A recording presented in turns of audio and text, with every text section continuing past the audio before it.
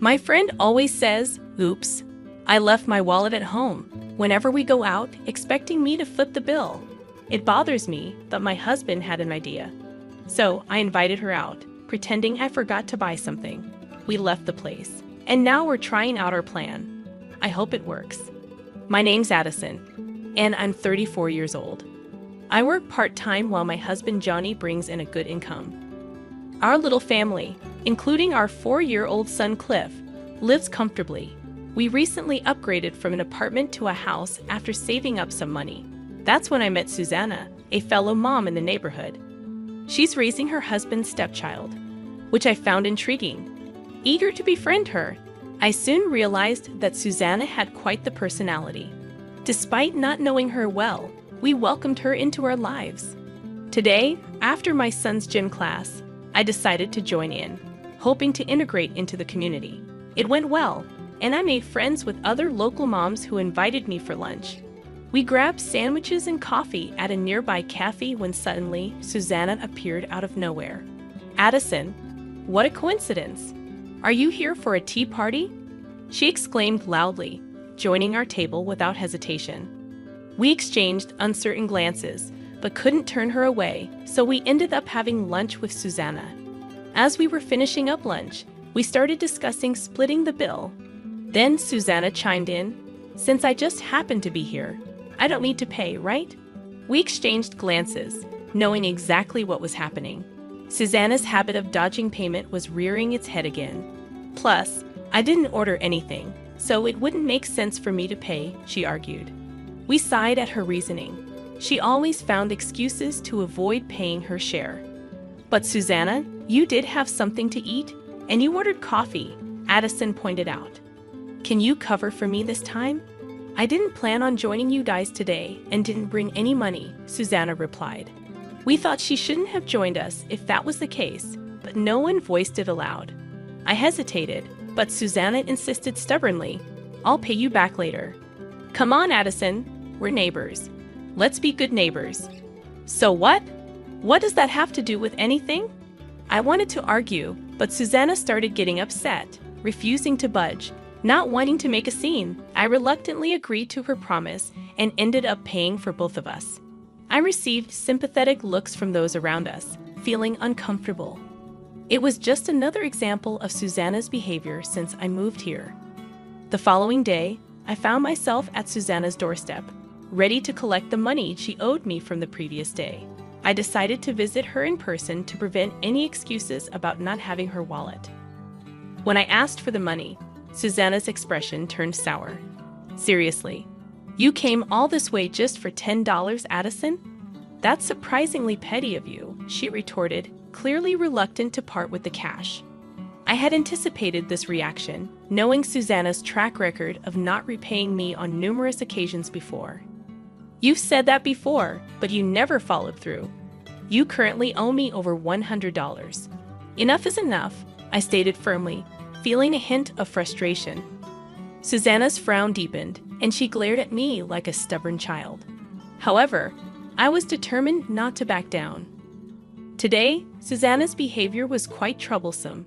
Whether it was hitching a ride to the station when I was heading to work or conveniently forgetting her wallet during shopping trips, her antics seemed endless. Confronting her about it only resulted in childish sulking, with her trying to shift the blame onto me by mentioning Johnny's income and implying I was overly frugal. It was beyond frustrating. If only she could act like a normal friend instead of this. On the day of our shopping trip, Susanna hopped into the car ahead of us, quipping, "Did you forget anything, like your wallet?" I responded curtly, "You should check too," before urging Johnny to start the car. With Cliff safely with my parents, we made our way to the wholesale store where we found it jam-packed with shoppers. Despite the chaos, I kept our plan firmly in mind. However, we wouldn't have needed the plan if Susanna simply paid her own way. "Wow, look at all this food. They have such a variety," Susanna exclaimed, enthusiastically piling her cart with bags. "Try to keep your items separate," I suggested, but she waved it off, saying we could sort it out later. Despite my warning, my cart soon overflowed with items. I regretted grabbing a cart in the first place, only intending to pick up a few things. It seemed she had no intention of paying for herself, oblivious to our silent frustrations as she continued browsing without checking prices. As we approached the checkout, Susanna's familiar habits resurfaced.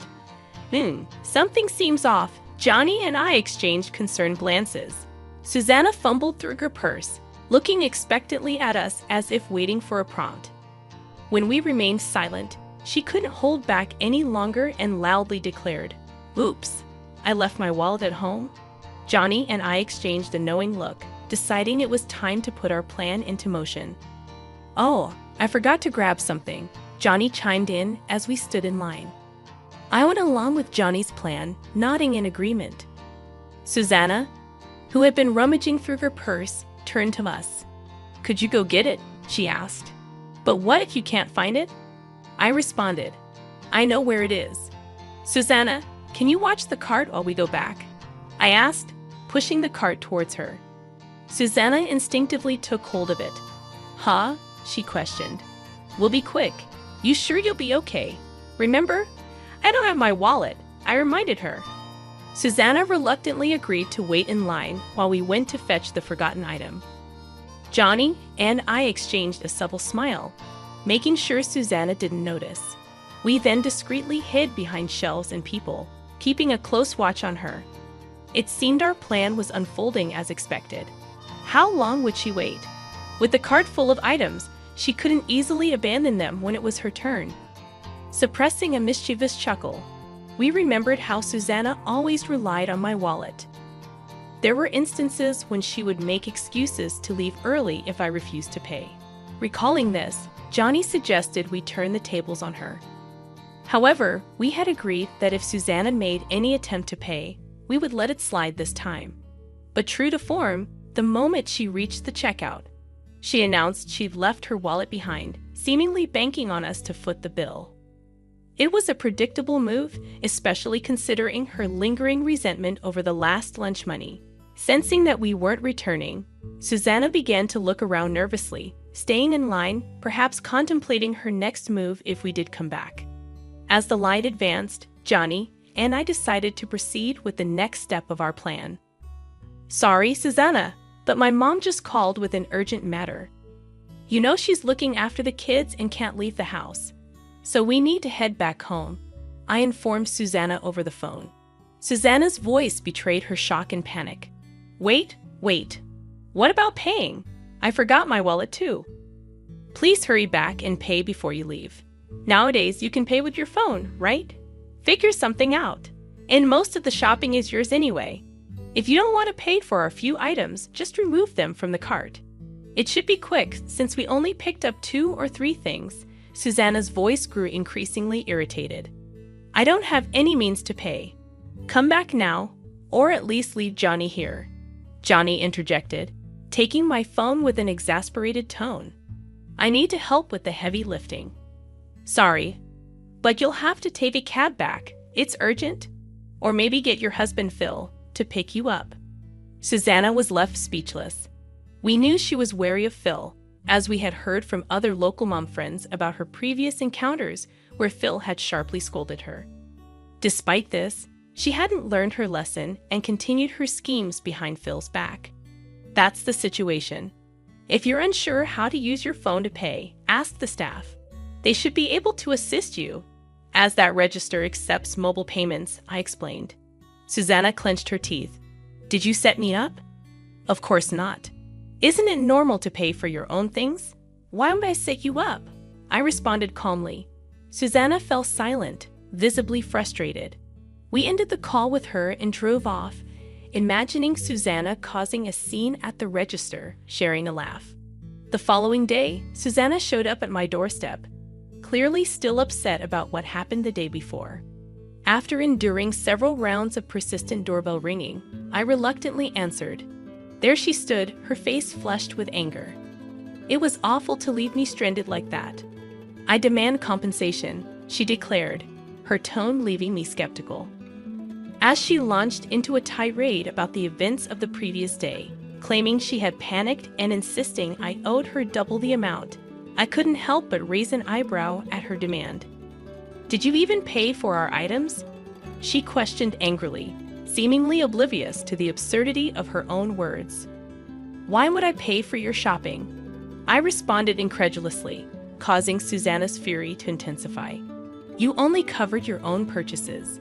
Why the sudden anger?" I feigned innocence, but Susanna's frustration reached a boiling point. Being left behind was deeply upsetting. It caused me emotional distress.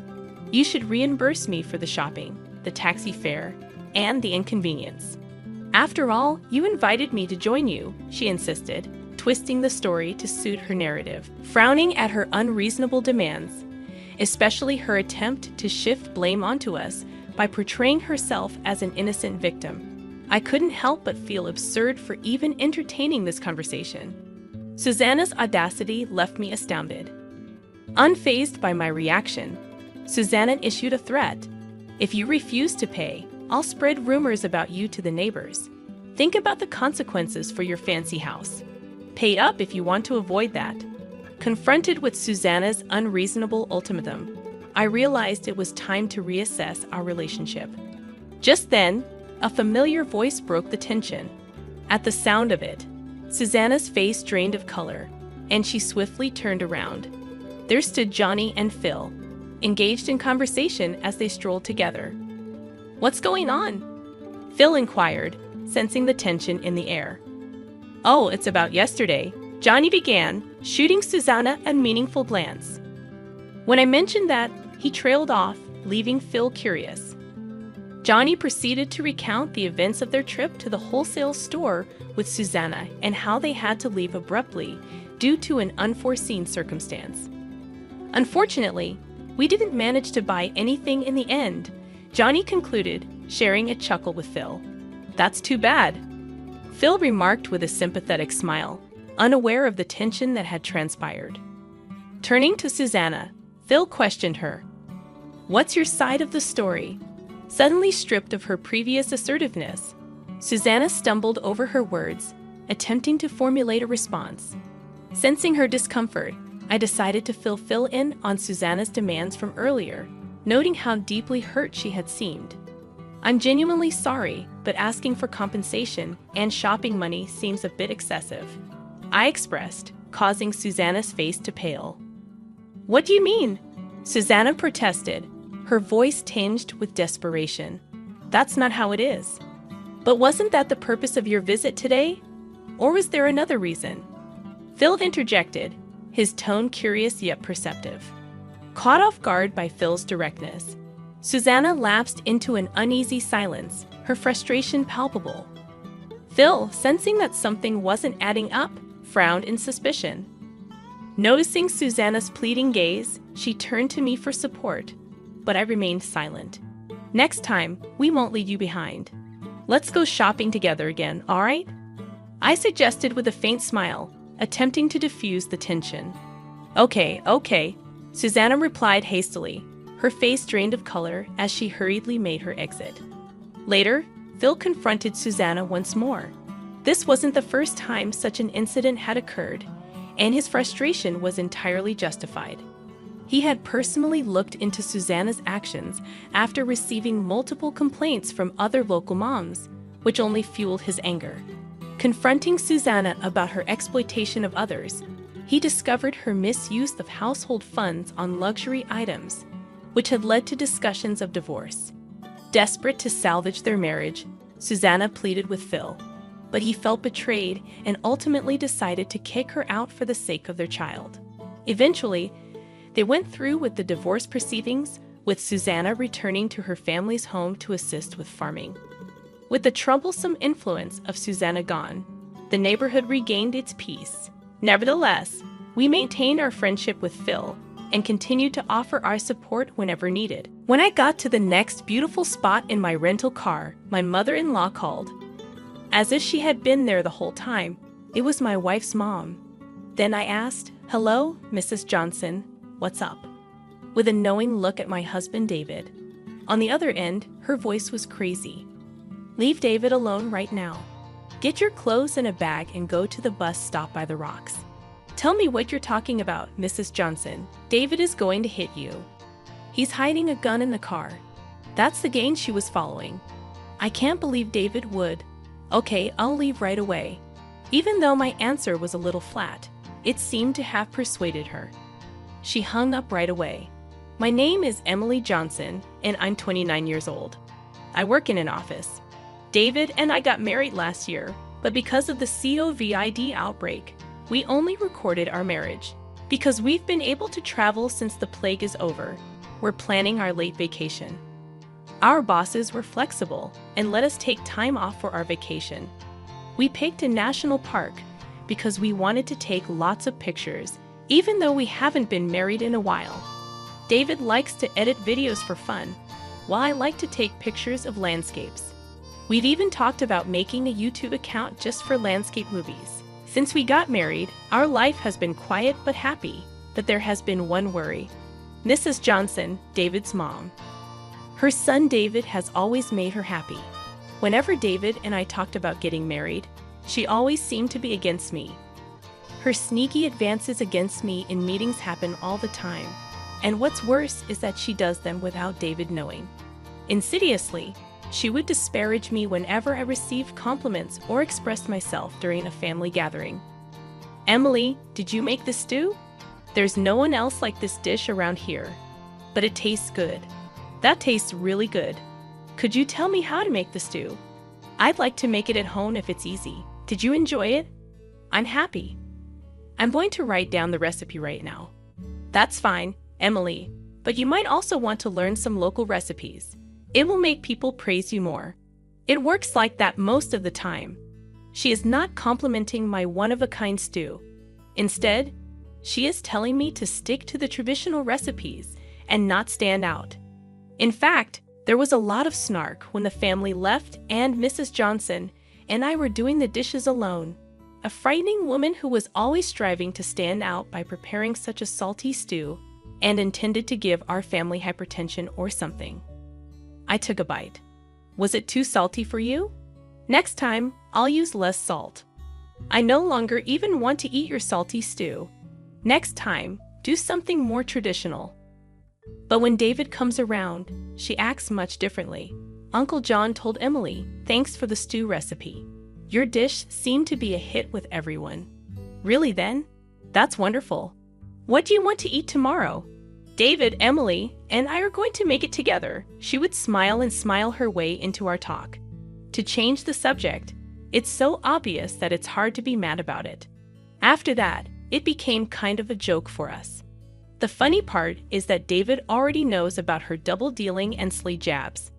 I'm always in trouble with Mrs. Johnson when her son isn't around because she thinks he doesn't see. But David, my husband, already knows her and even films or records her in secret when things get too bad. David has never liked how his mother's love is too much, which is really just too much meddling. It seems to have even crushed his hopes for the future. So when we got married, David, not me, said we couldn't live together. Even though it was a happy event, Mrs. Johnson seems to believe that I was the one who lied to him. She can't see anything around her because she loves her son too much. I'm afraid she'll do something stupid soon. Another thing is that we finally chose the details for our late trip. With our interests in mind, we chose a trip through some of the country's most beautiful spots. I'm happily getting cameras and other tools ready. David is also getting a smartphone to record movies that doesn't have a SIM card. That's why we packed a bag with clothes and toiletries. On this trip, we'll be able to see mountains and drops. I want to take beautiful pictures, so we need to check the weather forecast too. That's right. Misty and beautiful landscapes are hard to describe, but I really hope it's sunny today. As we continue to get ready, we laugh together. But Mrs. Johnson still gets in the way, even now. That was a call. Like I said, it's Mrs. Johnson. "Hello," I said when I picked up the phone in front of David. I quickly put it on speakers. "Hi, Kate, Emily. Are you really going to go on the trip with David? You've been married for more than a year, and now you're taking a honeymoon?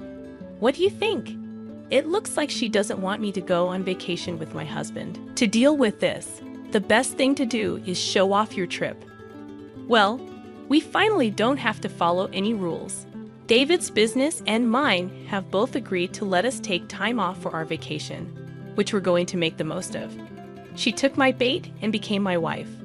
What do you mean, have fun? It's probably just a bad trip and a cheap hotel. I feel bad for David. The things Mrs. Johnson said made David frown and keep quiet.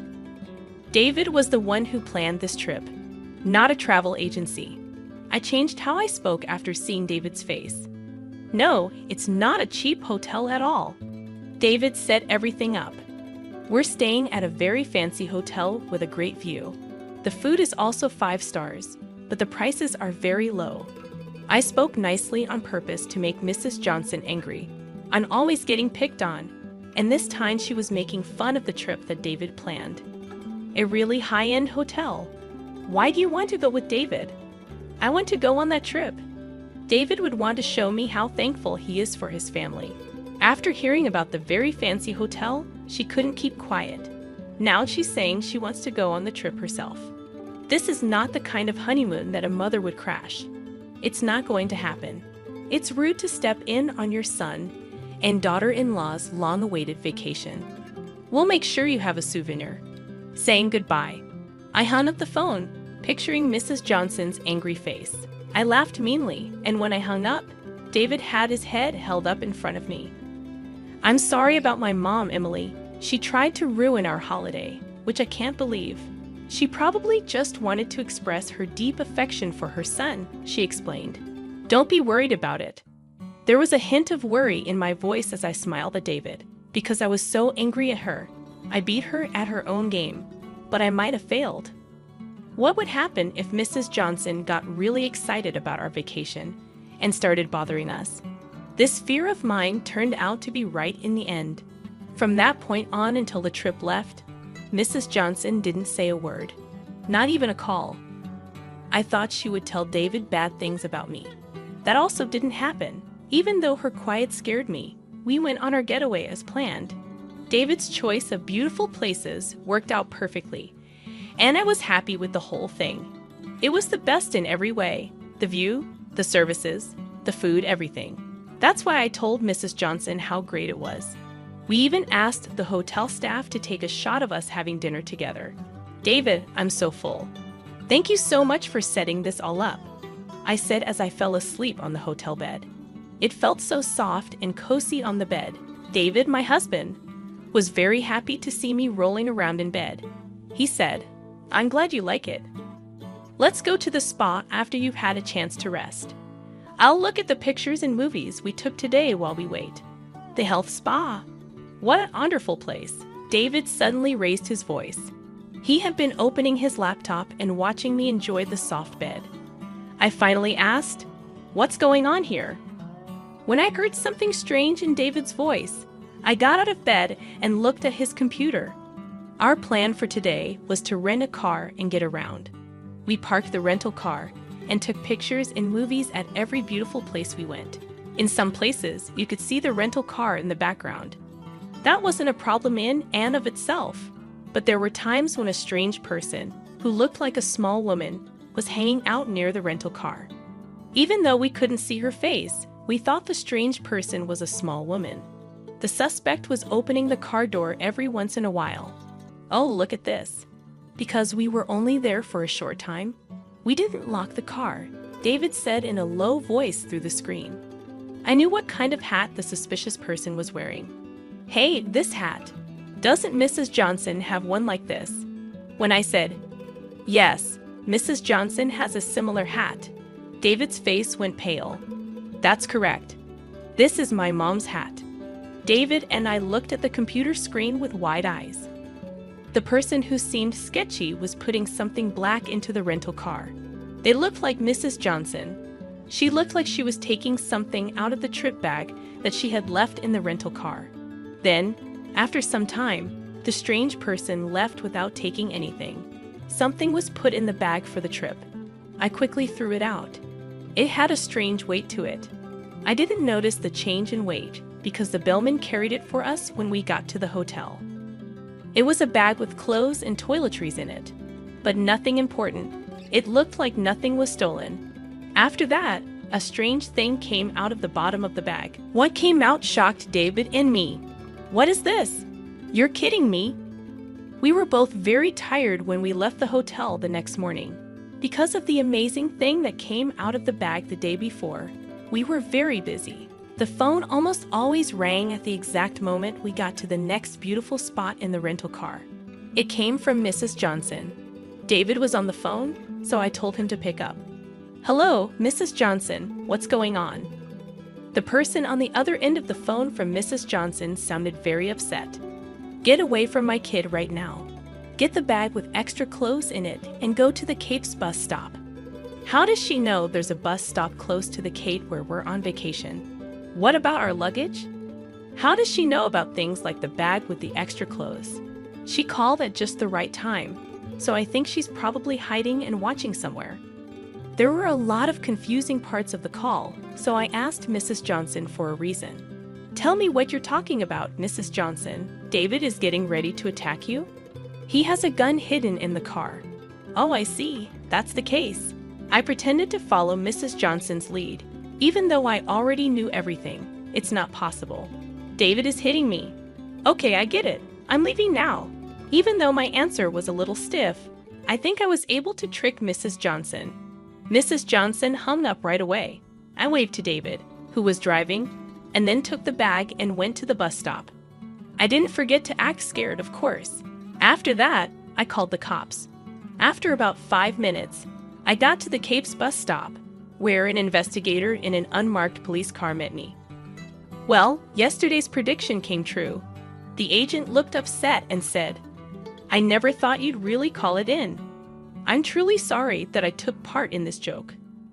Please come with me. I think David should have caught Mrs. Johnson by now. As I drove back to the rental car, the investigator followed me in his plainclothes car. Yes, I could hear Mrs. Johnson's words from where we parked the rental car. Hey, David, how did you know where I was? It looked like Mrs. Johnson had no idea that her evil plan would be found out ahead of time. My husband found her hiding in the shade of a gazebo in the parking lot and caught her. Not right now. Today, I won't forgive you. Mrs. Johnson was scared by the way her husband looked like a demon. She was even more shocked when she saw me come back with the detective. As Mrs. Johnson had planned, I had a travel bag in my hand. The moment Mrs. Johnson saw it, she yelled, Officer, arrest that woman right away. There's a gun in that bag, she says. She wants to use it to kill my son. Mrs. Johnson yelled at me in that manner, displaying a proud expression as she did so. I stood still in front of Mrs. Johnson and dumped the bag's contents on the ground. The pants were wrapped up in a small bag so that the men wouldn't be able to see them. While Mrs. Johnson looked for something, she couldn't find it. What? Where is the gun? It should be there since I put it there yesterday. Is this the gun you are looking for? The detective showed Mrs. Johnson a picture. It was a picture of a hunting gun put in a plastic bag. Upon seeing the picture the detective showed, Mrs. Johnson's face went pale. That shooting gun belonged to my late father-in-law, didn't it? Honestly, how did you manage to open the gun safe? When I found it yesterday, I thought my heart would stop. I gave it to the cops right away after calling them. Mrs. Johnson clenched her teeth and looked down when she heard my voice and the voice of my husband. Oh, Emily is to blame because it was in her bag. It has nothing to do with me. Mrs. Johnson began yelling out of panic. My husband and I both let out big sighs. The officer then came up to Mrs. Johnson with a big smile on his face. Yes, we had to ask Emily about it since it was in her bag. Yesterday was supposed to be a holiday, but we questioned her for hours. Why did you know that Emily's gun was in her room bag? Even though the detective was happy, his voice was soft. I can see why he's mad. Besides, the shooting gun was taken out without permission, even though it wasn't trained. It was in Emily's bag, though.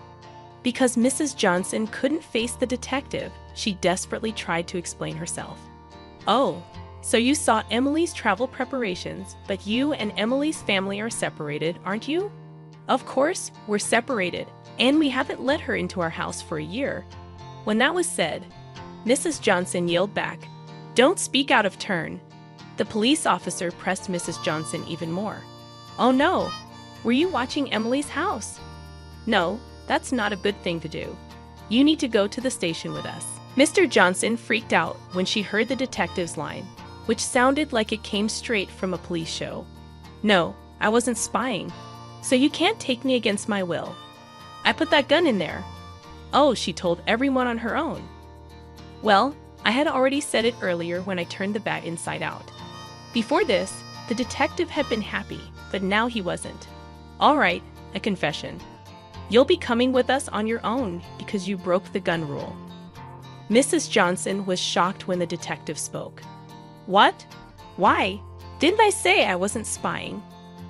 When Mrs. Johnson spoke out against it, her son got very angry. "It makes sense, Mom.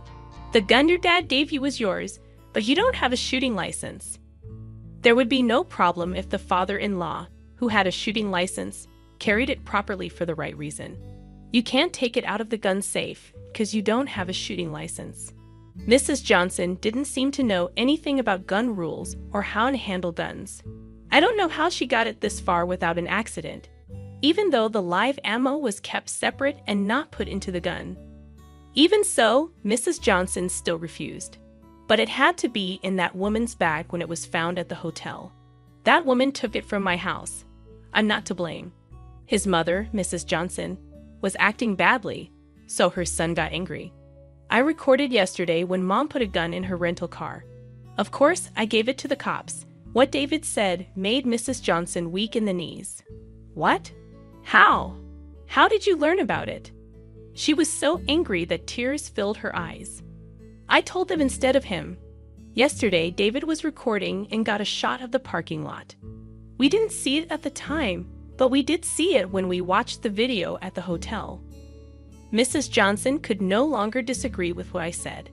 At this point, the officer told Mrs. Johnson, who was shocked, "Now, Mrs. Kate Johnson, we'd like you to come with us to the station because we think you broke gun laws." When David said those words, Mrs. Johnson's face turned sad. "Why, David? Why is that woman better than me? Are you leaving your mom?" The detective pushed Mrs. Johnson, who was yelling, into the empty police car. "You might not want to make a fuss. When I called the house yesterday to check the gun's serial number, your son's grandma, who I think is an old woman, was very angry. As soon as the agent said that, Mrs. Johnson calmed down. That grandmother is David's grandmother. She is old, but she is still healthy and doesn't show any signs of dementia. She's pretty much in charge of the Johnson family. At this point, Mrs. Johnson is completely giving in to her. She's the head of the family, but she's not mean to other people. When I go to see my in-laws, she's always so happy to see me and calls me Emily dear. She is nice, but Mrs. Johnson has to do her jobs the right way. Her own room and bathroom were taken care of by her. What made her so mad must have been pretty tough, I said under my breath. The detective told me, "It looks like your husband's grandmother has been keeping the shooting gun as a keepsake since your father-in-law died. But the other day, the box with the memory in it was broken into. When they found out that, it caused the current fuss. Her anger was unbearable. I see. To get the key, Mrs. Johnson must have searched her whole room. I told her, it's easy to see how angry she would be that her son's keepsake was broken. After handing over the rifle at the station, I asked to take a picture of it for her so she could at least keep a photograph as a memento," I said. My husband's grandmother was mean to Mrs. Johnson. She had cried and said sorry to me and David. A family member who went to pick her up said that she yelled at Mrs. Johnson in a way that could be heard all over the neighborhood for more than 30 minutes. Oh, your grandmother really does get that mad. That's why Mom always did what Grandma said. Now everyone in the neighborhood knows what Mom did wrong, I said. Yes, thanks to his grandma's lecture, the incident became widely known, and Mrs. Johnson could no longer walk the streets.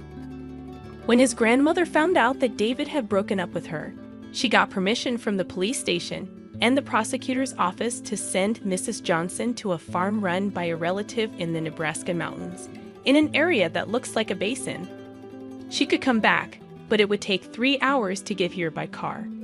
She was working so hard on the farm that she couldn't possibly get away. After some time, it turned out that I was pregnant. The family, my husband, and his grandma were all very happy. His grandmother was already excited about having a great-grandchild and started to work on making her legs stronger. My husband and her are going to fight to see who can take the baby for walks in the pram. I hope she doesn't drop the great-grandchild while holding it. She has also begun to improve the strength of her upper body. It's nice to see her getting her mood back. She was really down because of Mrs. Johnson's fuss. My husband and I are getting all of the baby stuff together today. I'd like to live with your grandmother if it's possible. She's really excited about it, and it looks like she'll live a long time following the birth, taking care of the child with grandma. I told them, we'll figure it out some way. Well, if she lives longer, I'll be happy to. My husband said, I'll talk to grandma about it. I took out the camera. I rubbed my belly and said, when the baby is born, I'm going to take lots of pictures of the baby, my husband, his grandmother, and the rest of the family.